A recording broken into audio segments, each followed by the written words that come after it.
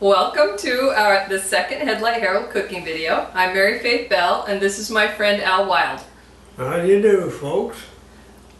Glad to be here. We're glad to have you. So once a month in the Headlight Herald we publish a section called Farm to Fork, and the food that we talk about here in the video tonight, the recipes will be in the paper and they'll also be on the website. So if you're watching this video, it's on the website and you'll be able to go to Farm to Fork and see the recipes printed. The theme of the show this evening is things you should not eat from a can.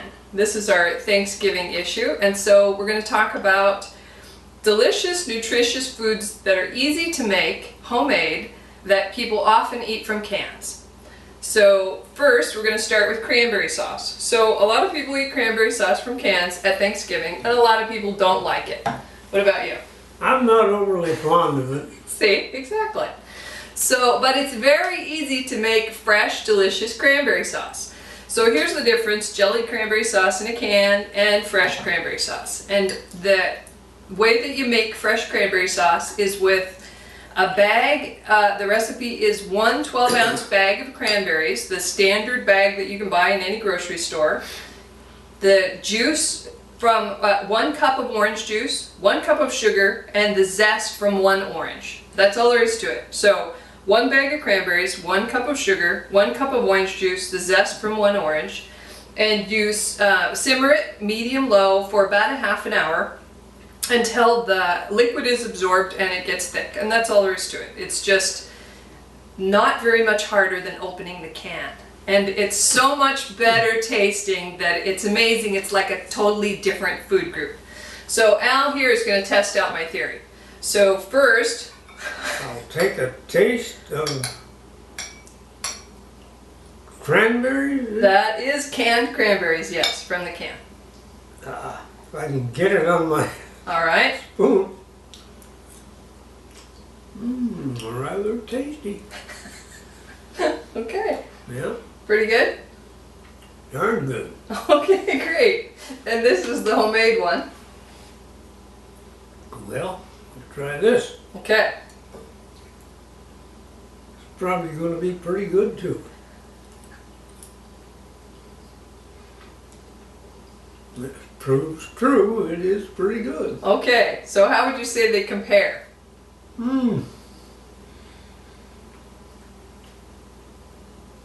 Pretty darn equal. Okay. Pretty close to the same. Okay. Well, that's excellent. Thank you. So, so I'm glad that Al is enjoying both of them. And for me, the fresh cranberry sauce is a lot better than the canned sauce. Oh, Yeah, it's all right though. You know, but yes. I like the fresh cranberry sauce a lot better than the canned sauce, but it's just perfectly fine. Okay, so how about yams? well, I'm not a real nut for yams, All right. but I'll certainly give them a battle. Okay. They're warm. Boy, Is it too hot? Sorry. a little warm. Sorry. That's better than not having tried it at all. Oh, you're a good sport. Okay, so why don't you wait a second? You need a drink of water? Maybe? I might. Yeah. Okay. All right. I think I got my own. There you go.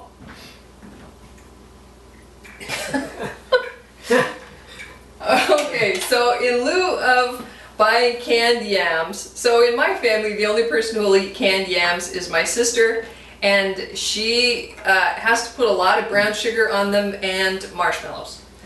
And so canned yams are kind of starchy and they just don't have a great flavor. But however, roasted yams are delicious, and they're not hard to make. So all you do is scrub the yams, poke them with a fork, wrap them in foil, and bake them in the oven at 400 until they're soft, which depending on the size could be an hour and a half-ish, maybe less, so check them depending on the size. So if you roast yams with the skins on in foil in a hot oven, it will bring out the natural sugars in the yams, and they're really just delicious. It's easy and they're just delicious. And so then you peel them and let them cool and peel them, and they're so sweet that you don't have to add butter, you don't have to add sugar, you don't have to add anything to them. But if you wanted to, I just drizzle them with a little maple syrup. Ooh, gotta love maple syrup. Well, it is great, and it's kind of a fall flavor. Yeah, it just is. a little maple syrup. And I like to put pecans on.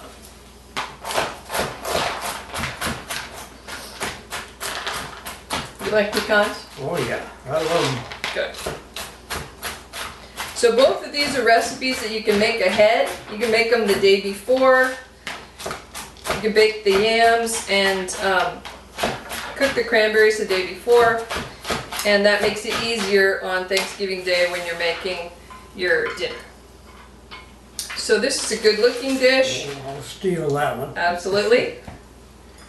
And it's delicious, and it doesn't even really bear any flavor resemblance to the canned yams. You want to try that? Okay. Okay.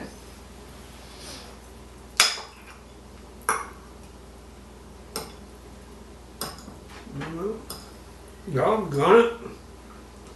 Having a heck of a time getting it on my fork. You can use your fingers if you want to. I'm like, that's tasty. Mm-hmm.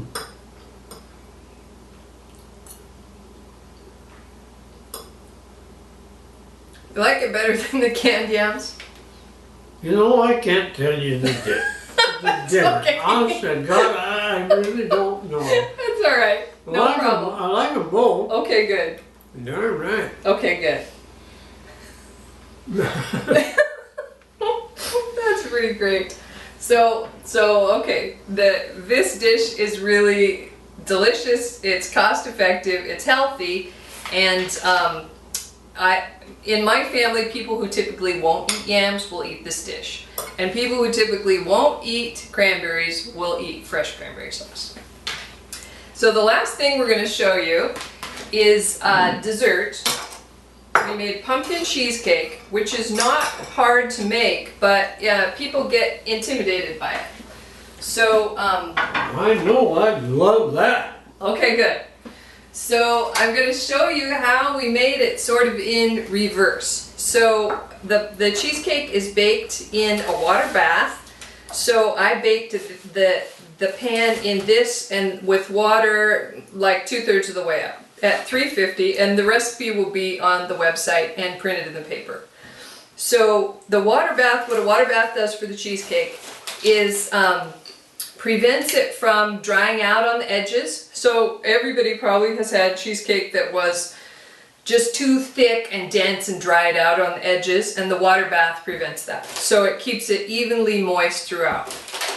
I put this foil lid on it because I don't like cheesecake to be brown on the top. And if you don't have a lid on it, it'll be brown on the top, which isn't the end of the world, and some people say they like it, but I don't.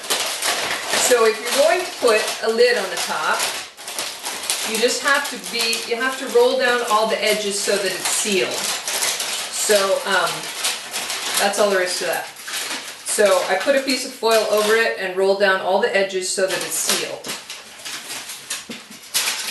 So the cheesecake is baked in a springform pan, and then the springform pan is put in 2 or 3 layers of heavy-duty foil so that the water in the water bath isn't absorbed through the bottom of the pan.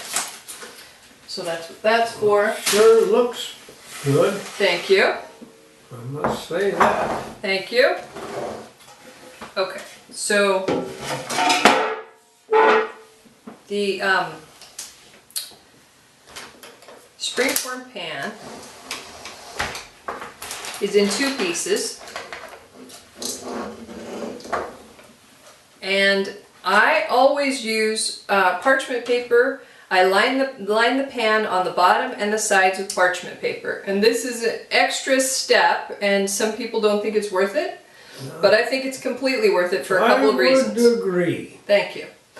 Because it provides for easy release, because otherwise your cheesecake is going to stick to the edge of your pan. We don't need that. We don't need that. Oh, You're exactly right.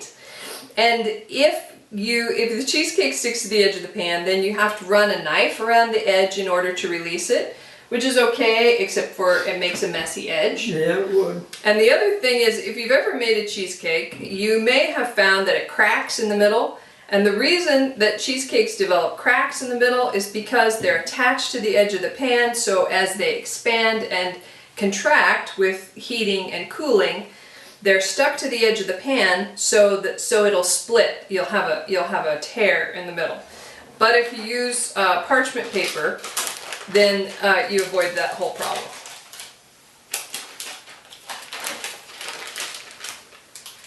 So here's our pumpkin cheesecake. If you are serving it at your own house or somebody else's house, you can serve it right from the bottom of the springform pan. If you're taking it to someone else's house, I'll show you how to release it. This is a handy trick, because for years I left the bottoms of my springform pans at people's houses and never got them back. Oh gosh. I don't know how many springform pans I bought because I lost the bottom at somebody's house. Probably a few. A few, quite a few. Okay.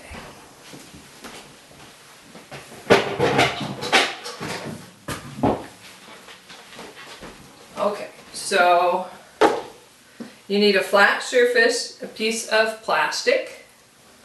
You're going to hold the cheesecake like this. And put this on like this.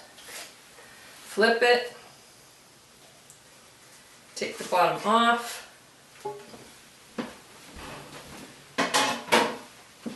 Take the bottom piece of parchment off.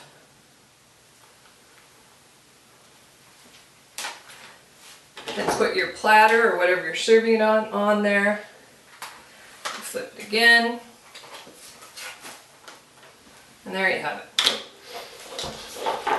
Looks beautiful. There we go. So there's your pumpkin cheesecake. Released from the springform pan, so you can leave it now. And with this particular cheesecake, I didn't put a crust on it, because there are going to be some people who are going to share this meal who are gluten-free. Including our friend Katie, who's here tonight. All right. Katie's gluten-free, so we did not put a crust on this cheesecake. Good. So in my opinion, crust on cheesecake is way overrated. I'll go along with that. Thank you.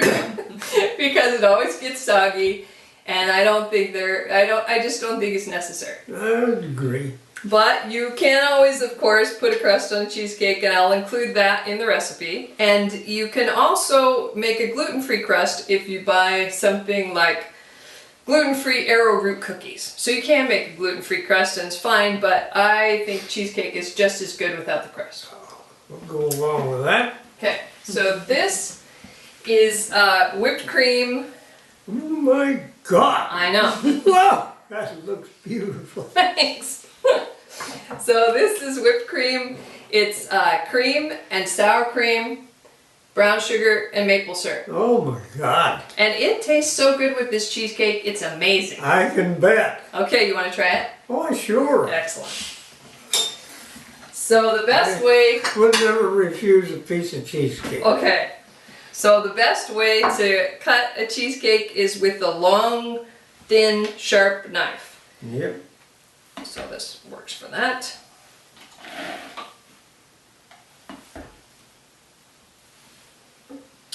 Tonight we are in our friend Ran and Laney's kitchen. It's a beautiful kitchen. Thank you very much to Ran and Laney for letting us use their kitchen. And our friends Kevin and Katie are helping us with filming. All right, here you go. Let's see what you think of that. Oh, I'll bet I'll think highly of it. Bet you will. So I can just bet. These are dishes that my family counts on me to bring every year for Oh. Thanksgiving. Yeah.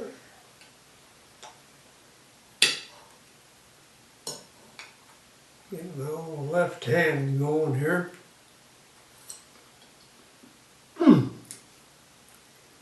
Scrumptious. Thank you, Al. Very good. All right.